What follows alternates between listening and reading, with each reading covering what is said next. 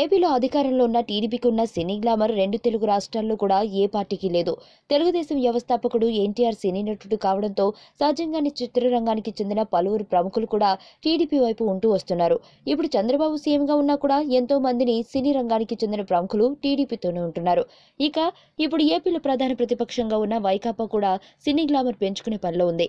ఇప్పటికే ఆ పార్టీకి చెందిన రోజా లాంటి ఫైర్ బ్రాండ్ ఎమ్మెల్యేలు సినీ రంగం నుంచి ఉన్నారు. ఇక ఇప్పుడు నిన్నటి తరానికి చెందిన మరో క్రేజీ హీరోయిన్ కూడా వైకాపాలో చేరేందుకు రెడీ అవుతున్నట్లు సమాచారం. మాజీ హీరోయిన్ రాశి త్వరలోనే జగన్ గూటికి చేరేందుకు అన్ని ప్రయత్నాలు పూర్తయ్యాయని తెలుస్తుంది. ఇక ముహూర్తమే తరువాయి అన్నట్టు కూడా సమాచారం. రాశి ఇటీవలే జగన్ లోటస్ ఫండ్ కు తన కుమార్తెతో సహా వచ్చింది. అప్పుడు రాశి వైకాపా ఎంట్రీపై పెద్ద చర్చ జరిగాయి. ఈ వార్తపై స్పందించిన రాశి తన కుమార్తె పుట్టినరోజు సందర్భంగా జగన్ ఆశీస్సుల కోసమే తాను జగన్ కార్యాలయానికి వచ్చానని చెప్పింది. జగన్ కూడా వైకాపాకు సినీ గ్లామర్ వచ్చేందుకు రాశితో పాటు మరికొందరు సినీ ప్రముఖులను తన పార్టీలోకి ఆహ్వానించే పనిలో ఉన్నట్టు సమాచారం.